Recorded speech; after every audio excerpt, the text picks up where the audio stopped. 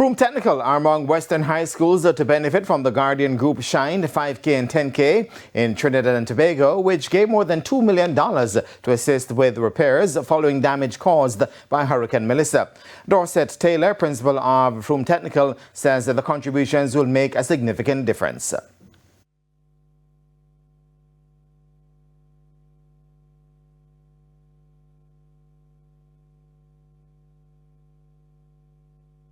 You know, we have been impacted, and especially our farm areas were impacted.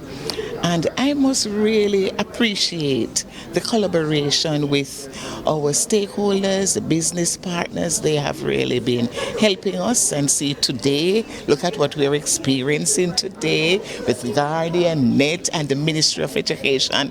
I love the partnership.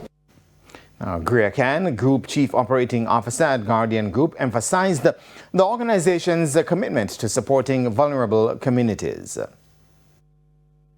Our Guardian Foundation connected with the Guardian Group Foundation here in Jamaica, and we took the opportunity through our Shine event to ensure that we could raise funds and help support those most in need.